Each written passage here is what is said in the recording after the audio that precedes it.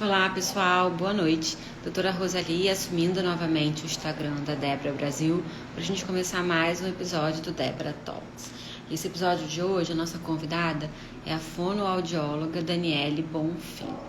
Antes da gente, naquele tempinho esperando a convidada entrar, as pessoas entrarem na sala, eu vou dar aquelas informações habituais. Esse episódio, para quem não conseguir ver ao vivo, para quem pegar no meio, ele vai ficar gravado no IGTV do Instagram da Débora Brasil. Ele também vai para o YouTube, tá bom? O canal Débora Brasil. Então, para você que não conhece o nosso canal, o canal da Débora Brasil, você entra lá no, curte os vídeos, comenta, compartilha. É bem fácil compartilhar os vídeos do YouTube pelo WhatsApp, então compartilha com as pessoas. Ei, Daniele, boa noite. Olá, tudo bem? Boa noite. Tudo bem? Estou só dando as informações habituais, enquanto as pessoas estão entrando um pouquinho na sala. Tá bom. Falando que a gente tem um canal, você conhece o nosso canal, da Débora Brasil, no Sim, YouTube? sim, Já segue a gente lá? já sigo. Já se inscreveu? Isso aí. Aproveita, compartilha também com quem você conhece, com os profissionais que você conhece, que querem saber mais sobre EB. A gente tem vários vídeos super legais lá no canal do YouTube, alguns vídeos extras e também ele vai para o site da Débora Brasil. E a gente também tem uma novidade que está no perfil do Instagram. Lá na nossa bio, lá em cima no Instagram, a gente tem agora um link com todos os principais links da Débora. Então a pessoa consegue acessar as web aulas, que é um projeto que a gente começou, que a gente parou um pouquinho pela pandemia. Então, a gente tem as web aulas, a gente tem também o acesso ao site, todo o conteúdo do site, a gente tem os Débora Talks, nosso canal no YouTube. Então, a gente tem bastante conteúdo através do nosso link na bio. Então, a gente consegue aí passar bastante conteúdo para as pessoas. A gente vai começar, a gente já deu aí um pouquinho. Gente, vocês estão vendo minha mãe gritar, né? É sua mãe? Mommy's in the house. Mamãe não mora aqui, chegou ontem de noite. Ela é bem animada. Por uma terça-feira. Que fofa. São essas coisas que só acontecem ao vivo, né? De vez em quando o Sim. Luca entra, mas hoje a minha mãe tá aqui gritando. Mas olha só, a Fê tá rindo aqui, é isso aí, Fê. Aqui é ao vivo, a gente se vira nos 30.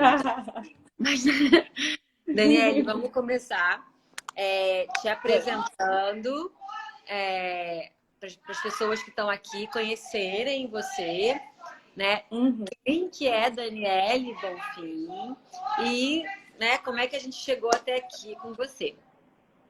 Obrigada. Imagina, eu queria agradecer o convite, né? É muito especial para mim estar aqui hoje, falando um pouquinho de fono, que tá começando a engatinhar na epidermólise. Eu, na verdade, comecei a ter contato com crianças que têm epidermólise mais ou menos em 2014. E aí, comecei a atendê-los, comecei a conhecer um pouquinho mais do que a fono poderia ajudar, né, nessas crianças, e fui acompanhando eles crescendo, né? Então, tem muitos adolescentes que eu conheci pequenininho e fui vendo o desenvolvimento. Eu comecei atendendo no ambulatório do Instituto da Criança, lá do HC, da equipe de paliativos. E aí, assim, eu entendi que as doenças raras têm um lugar na fonoaudiologia que causa um pouco de preocupação para os profissionais, principalmente, né? Então, o profissional que começa a atender uma criança que tem doença rara esbarra em alguns obstáculos aí, que a nossa intenção é começar a reduzir, né, esses obstáculos, a reduzir esse medo de atender uma criança que tem uma doença rara. Sim. Eu achei sensacional quando você falou que estava no núcleo de cuidados paliativos. Então, Sensacional.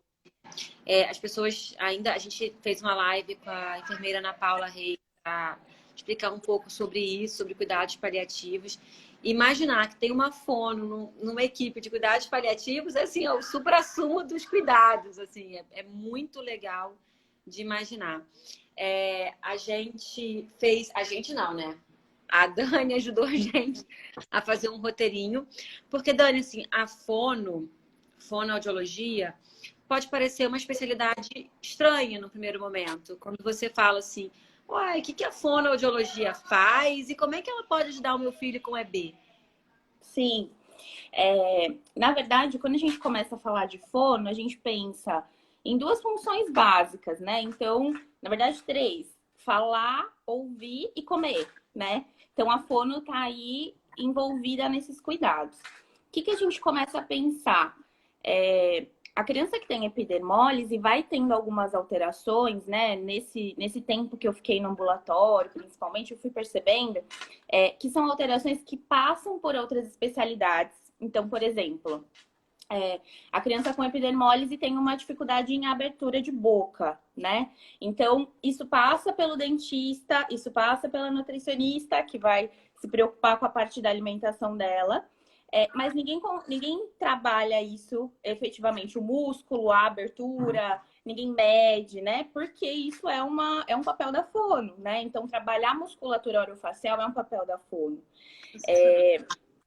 Então, a gente começa esse cuidado lá no bebê, né? Então, lá no período neonatal, pouca gente sabe, né? Agora a gente está começando a ter isso mais divulgado, mas pouca gente sabe que o fonoaudiólogo é um profissional que obrigatoriamente tem que estar presente na unidade neonatal, né? Então, desde o teste da orelhinha até essa transição para o aleitamento, a fono está presente, né? Então, a gente, pensando numa criança que nasce com epidermólise, né? Que já vai começando a ter essas alterações e vai precisar se amamentar, né? A gente já pensa que algumas intervenções já seriam válidas desde o período neonatal. Dani, eu quero falar uma experiência que aconteceu comigo. Eu trabalho no Hospital Infantil aqui de Vitória. Tem duas fonos que são incríveis, assim. Elas, infelizmente, assim, o hospital é gigante, elas são super sobrecarregadas, mas elas são super envolvidas. E quando eu tive esse primeiro contato, né, com o meu primeiro paciente de EB, a fono foi tão importante. Ai, que bom! Sabe por quê? Mas foi uma descoberta assim que eu fiz ao longo do tempo. Porque essa paciente, ela tinha muita dificuldade para deglutir, muita. A gente já tinha feito medicação, feito várias coisas para ajudar, porque achando que isso fosse problema de lesão de esôfago, refluxo, tudo, sabe? Uhum. Até que veio assim, mas vamos pedir para a fono dar uma avaliada. Ela já tinha visto lá na UTI na época, mas ela estava internada numa outra enfermaria. E ela chegou, e aí ela começou com todo cuidado a avaliar intraoral, avaliar essa parte, né, que ela tinha dificuldade de deglutição. E ela sugeriu que a gente incorporasse o espessante para evitar. Foi um negócio assim que pode parecer bobo, assim, para quem está ouvindo, para vocês que fazem tantas outras coisas, mas aquilo foi de uma importância para ela, porque ela conseguia tomar água, ela não conseguia tomar água antes disso. E aí ela teria um espessante adequado, sem sabor, começou a orientar, e isso mudou, assim, a vida dela, melhorou, né? Lá, infelizmente, a gente não tem ambulatório de fono para os pacientes externos, né? Isso acaba dificultando. Os pacientes têm que ir via centro de referências. Mas nessa internação, ficou marcada, muito marcada para mim, pelo atendimento da fono. Ai, que importante ouvir isso, né? Então, às vezes, a gente lembra do que você falou. E quando você falou isso, assim, a pessoa lembra do médico, do dentista, do físio, e esquece da fono. Exato.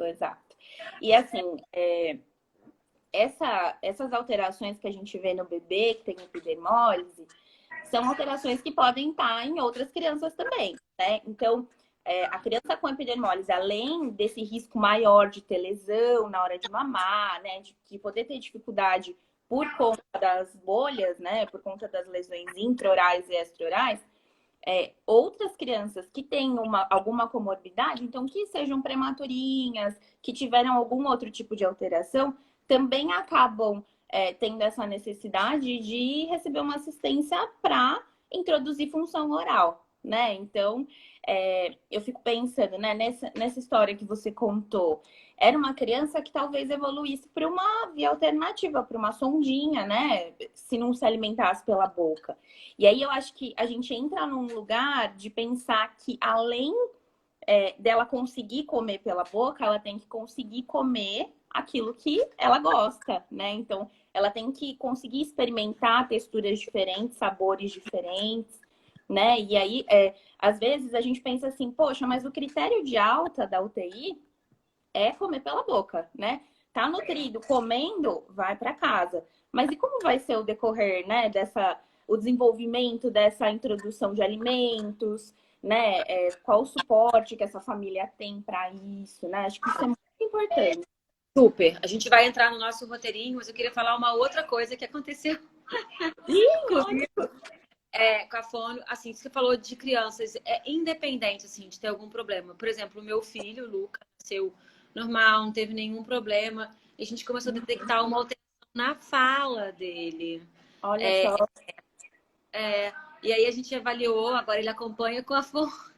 Olha só, tá passando por Porque ele tem uma hipotonia da musculatura oral. Olha Por só. conta, às vezes, de introdução alimentar, da consistência da introdução, que não foi assim. Eu acabava fazendo mais amassado do que, às vezes, para morder. Então, ele tem um pouquinho de hipotonia.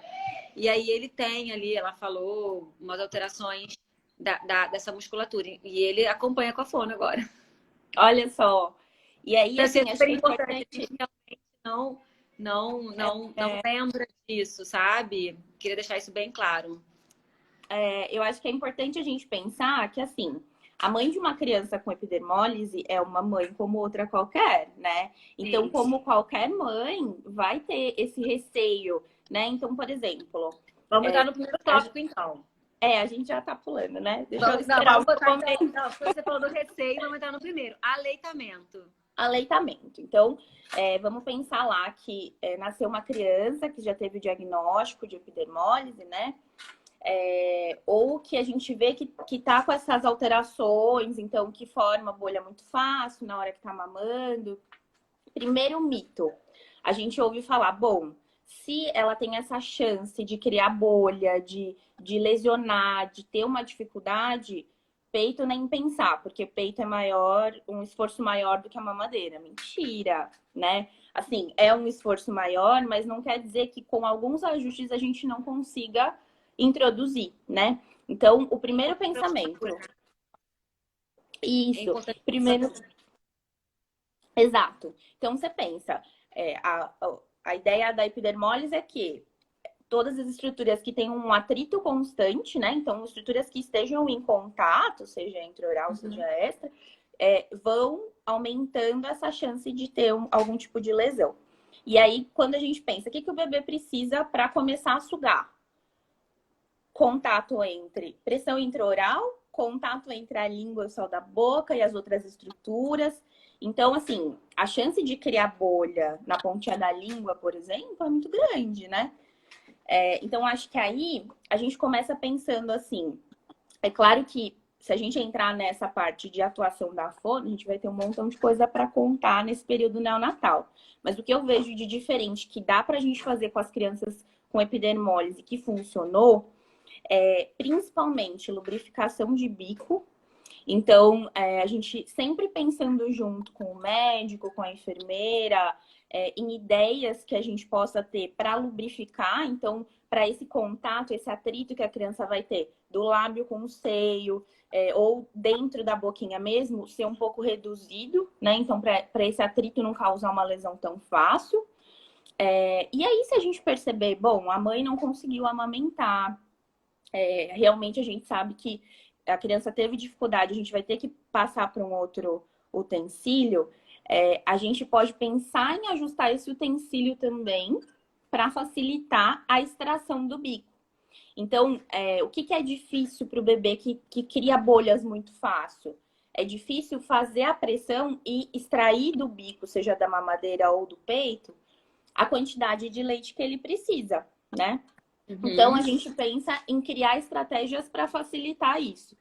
Então, assim, alguns bebês que a gente vê que, além da epidermólise, nasceu prematuro, ficou entubado, teve outras alterações, a É gente sabe que esse importante. estímulo vai ter que acontecer. A pessoa com epidermólise bulhosa simples, ela não vai ter essas lesões intraorais pela EB, mas ele pode nascer prematuro, e prematuro Claro. acaba com alguma dificuldade, né? Então, a gente tem Sim, que...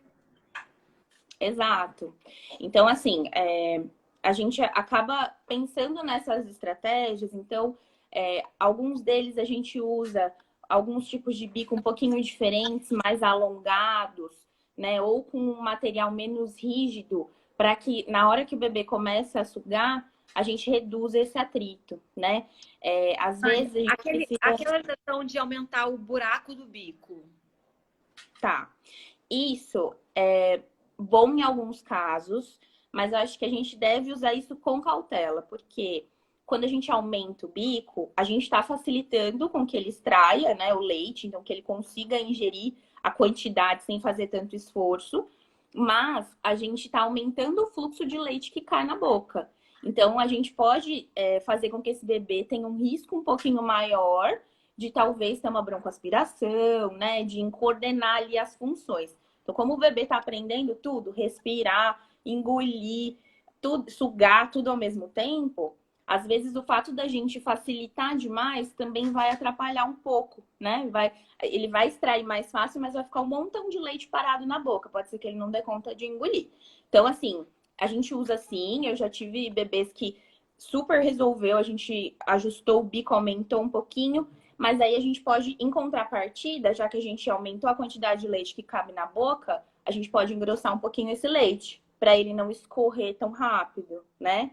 Então, assim, é um jogo, né? A gente vai analisar o que aquela criança tem para poder fazer os ajustes depois, né? Assim, o aleitamento, é importante a gente falar que não é contraindicado, né? Não. Indicado a lubrificação do bico, do bico da mãe, do mamilo da mãe, né? Para facilitar, diminuir a chance do atrito e lesão. Que se de fato a criança não conseguir, a gente pode sim indicar complemento por mamadeira, assim, não há nenhum problema, mas tem que descobrir qual que é o melhor bico, né? Um bico que cause menos atrito, talvez que seja de um material mais mole. A gente pode furar, mas sempre acompanhando, porque vai precisar avaliar essa quantidade de líquido que vai cair na boca e talvez avaliar a Sim. espessão, outras coisas. Isso mesmo, isso mesmo. E aí a gente vai acompanhando junto com a Nutri, com o pediatra, para ver se também. Exato, equipe multi. Então, para ver se essa quantidade, né, essa frequência de aleitamento também está sendo adequada. E a gente tem que pensar que a criança com epidermólise, talvez até mais que as outras crianças, precisa ter um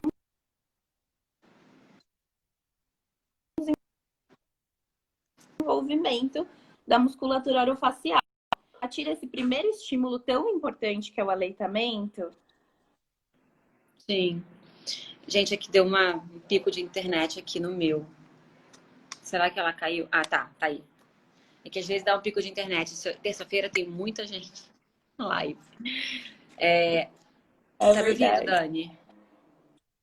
Tá me Tô te ouvindo? ouvindo. Voltou. Tá, beleza. Então, vamos passar do aleitamento. A gente conseguiu adequar o aleitamento, a criança conseguiu fazer ou por aleitamento materno, ou então por fórmula, complementando com mamadeira. E aí essa mãe vai começar a introduzir alimentos, outras consistências. Isso também é um grande desafio. É um grande desafio introduzir outras consistências para a criança com EB. A gente fica com medo, com receio de introduzir consistências que vão causar lesões. Ai, gente. Você me ouviu? Você me ouviu? Ai, tá muito ruim. Eu acho que é minha internet. Não sei se é da Dani. Dani, agora vai. Vê. Ao vivo a gente tem disso. Às vezes a internet fica dando Caindo, É, voltando. vamos ver. Calma aí. Ah, acho que a gente tá voltando. Voltamos. Então, Dani, tava falando Voltamos. que o aleitamento... É, tá conseguindo? Tô. Tá. A gente estava falando que, vamos dizer que tudo passou certo, o aleitamento foi um sucesso, né? E agora a gente vai começar a introduzir outras consistências. E isso é um grande desafio. É um desafio para quem não tem EB, né? E para quem tem EB, Sim, é um desafio porque as consistências às vezes podem machucar, as mães ficam ansiosas, as crianças já percebem que machuca, já recusam certas consistências. Como é que funciona isso? E da importância, né? sim. Então a gente pensa, né, que a alimentação já foi aí uma questão lá no começo, né? Então, desde o aleitamento, essa criança já tem um contato com a alimentação que exige um cuidado um pouco maior. E aí, quando a gente chega na fase de introduzir outras consistências, é, acontece exatamente isso que você falou em muitos casos. Então, eu dei uma vez o grão de arroz e o caldinho de feijão, e aí engasgou, e aí a criança não quer mais. Ou se não, sempre comeu, introduziu outras consistências, mas um alimento específico não deu certo, né? Então, de novo, a gente tem que ter esse cuidado em pensar que a criança com epidermólise de uma criança que não tem epidemólise, além dos cuidados que a gente vai tomar. Então, se a gente priva ela desde o começo disso, a gente deixa de estimular algumas funções que talvez sejam fundamentais nessa fase, né? Que se a gente não estimular nesse momento, lá para frente vai ser mais difícil, né? Então, quando a gente pensa em introdução de pedacinhos, né? Então, a criança vai deixando de comer o pastoso e começa a colocar um pedacinho na boca, começa a comer grãos, começa a comer comidas que são mais difíceis, que exigem mastigação. A gente tem que sempre pensar isso para a criança com epidermólise e vá de cara. Né? Então, não é porque a criança engasgou uma vez, teve uma dificuldade, que ela não vai mais ter esse contato com essa consistência, com essa textura, né? É extremamente importante para ela não desenvolver uma recusa alimentar mais lá para frente, para ela não ter um sensorial, que a gente faça esse estímulo, né? Então, eu penso que a gente tenta apresentar os alimentos, e aí, mais uma vez, multiprofissional, porque a está sempre colada comigo, né? Quando a gente vai fazer esse processo. E a gente tenta fazer junto com a mãe. Travou, A gente. gente. Ai. Ai, Nutrifone é uma dupla, né? Dinâmica, assim. Vocês andam muito juntas. Ai, voltou. travou. Tá me ouvindo? Quer falar que Tô Nutri e te ouvindo. Fono é uma dupla dinâmica. Vocês andam muito juntas. É a dupla dinâmica. Então, principalmente nesse momento da introdução alimentar, a gente vai pensando, né? Poxa, dei o grão de arroz e ele engasgou super, criou bolha, ficou com dificuldade, não quer mais comer. Mas, de repente, se a gente umidificar esse grão, se a gente tentar com um utensílio diferente. Então, uma das coisas que a gente muda primeiro é o utensílio que usa.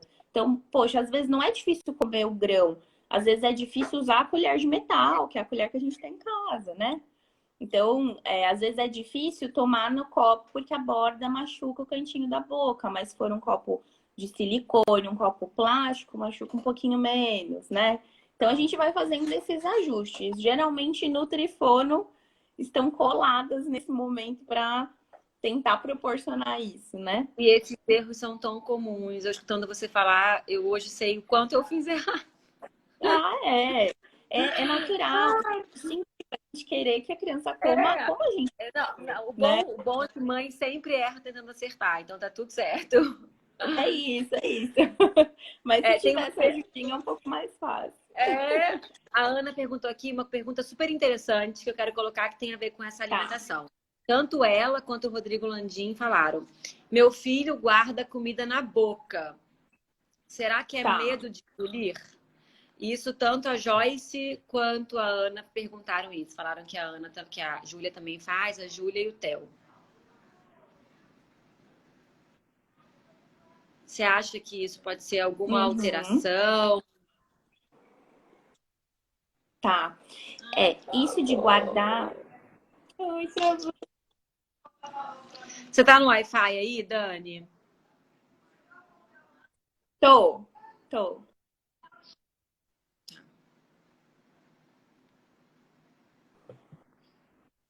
Deixa eu tentar ver.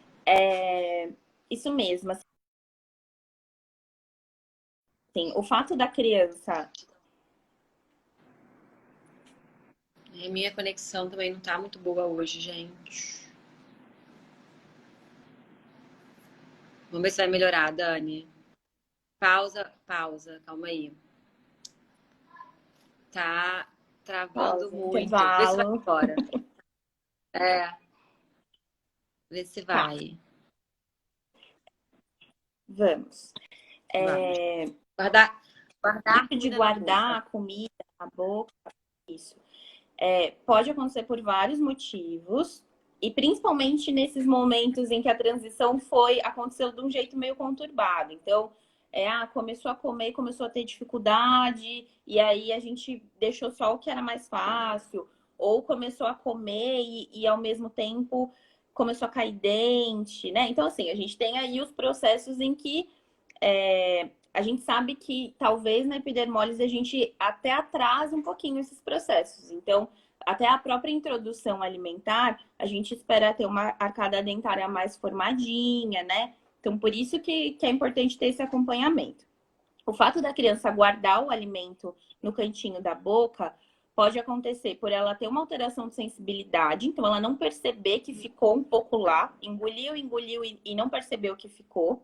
Pode ser porque a dentição ainda não está conseguindo fazer a mastigação completa, então fica um pouquinho nos cantinhos da boca, porque realmente aquele pedaço está maior, ela não conseguiu triturar.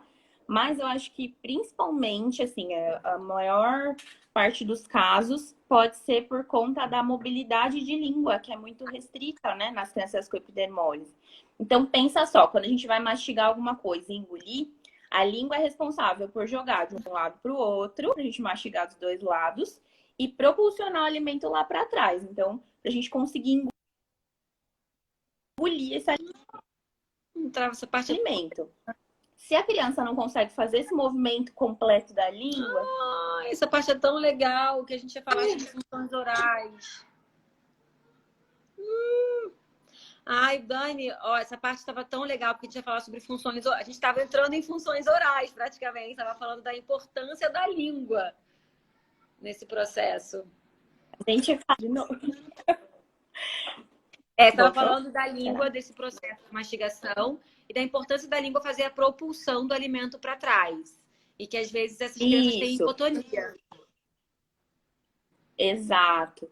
Então, principalmente uma alteração de sensibilidade, de tônus da língua ou das outras estruturas orais podem causar esse acúmulo, né? Então, vai ficando um pouquinho porque ela não consegue varrer, né? Não necessariamente porque ela não percebeu, enfim. Eu vejo que na maioria das crianças com epidermólise a língua fica mais aderida, né? Então a gente vê que a língua tá aderida ao nosso alho e é mais difícil, né? Jogar o alimento, varrer, fazer a varredura de bochecha, é mais difícil mesmo. Isso, inclusive, é bem descrito, a anquiloglossia, os Sim. adultos, então, tem muito. Mas isso, então, é reversível. Com um acompanhamento de fono, você consegue estimular essa língua, estimular essa sensibilidade, para que, então, a criança consiga ter uma melhora desse problema. Acho que a maior dificuldade, né, da nossa atuação fono, e talvez por isso que ainda não seja tão presente, é o fato da gente não ter dado científico disso. Então, a gente não tem publicação que comprove, olha, se eu estimular aquele bebê de tantos anos de vida até tantos anos, vai ter mobilidade, não vai ter anquiloglossia. A gente não tem esse controle terapêutico. Mas a gente vê nos pacientes que a gente acompanha na prática clínica que isso acontece, né? Então, assim, talvez a gente não consiga evitar a anquiloglossia, mas a gente consegue reduzir um pouco os efeitos que isso causaria, né? Então, talvez o de mobilidade de língua já é um motivo.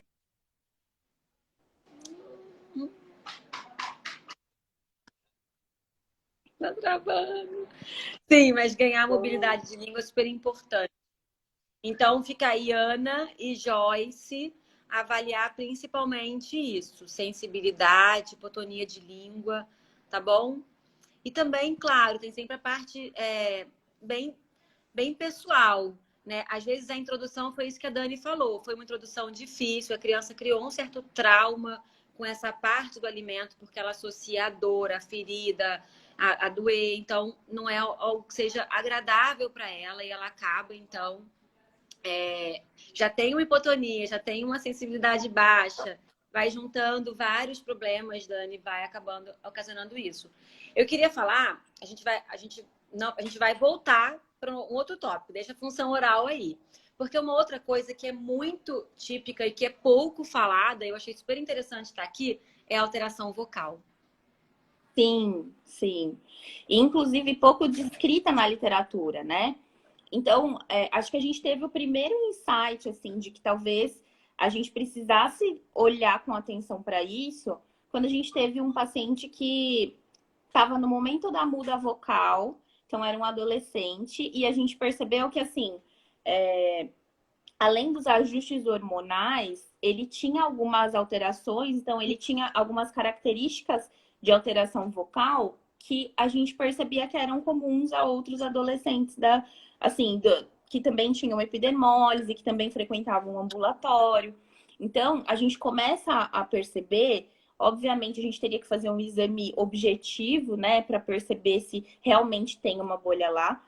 Mas pela avaliação clínica, a gente percebe que algumas características da voz vão acontecendo e aí, assim, a gente vai tendo uma voz um pouquinho mais rouca, uma voz que tem uma instabilidade, né? Então, que não consegue manter o mesmo tom.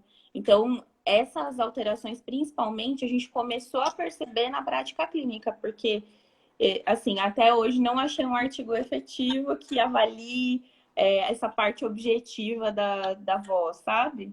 Mas é impressionante, você percebe realmente essa alteração da voz, assim, das pessoas que são mais velhas, que já passaram por isso da muda da voz, né? Temos essa voz infantil, como que não é uma voz de adulto, né? Não é uma voz mais forte, né? De adulto.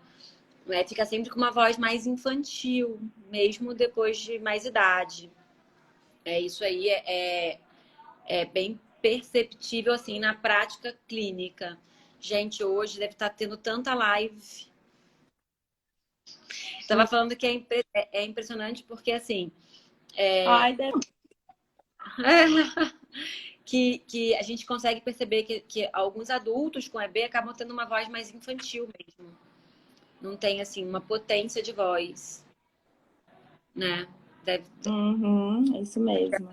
Então, a Ju falou aqui, a Juliane Matos, que está fazendo fono, né? A Juliane Matos, que é a vice-presidente da Débora, nossa vice-presidente, que indicou a Daniele para falar com a gente hoje. Beijo né? enorme pra gente. E a Ju vai ter mais aí uma fono que vai ajudar nessa parte. A gente, Com então, certeza. falou de medicamento, a gente falou de introdução de consistências alimentares, que para mim é assim, um tema super importante.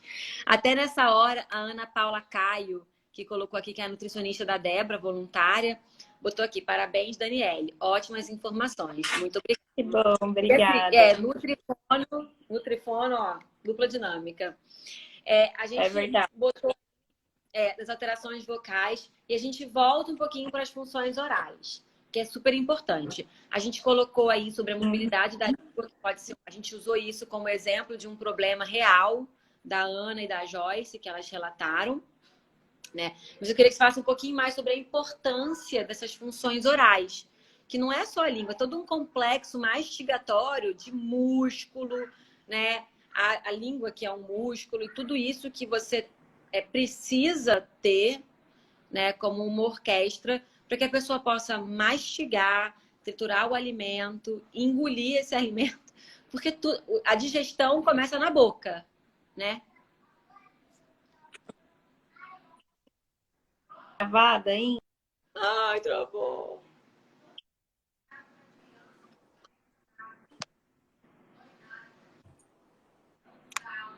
Vai. Ai, gente, que enjoada esse negócio. Tá muito.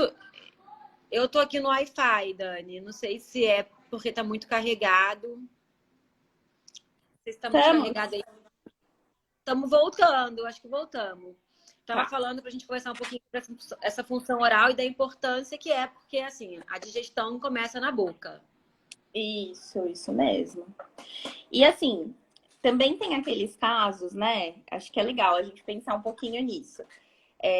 Que de repente, não consigo dar o arroz e o feijão, não consigo dar grão, não consigo dar alimentos mais sólidos, porque faz bolha, dificulta, né?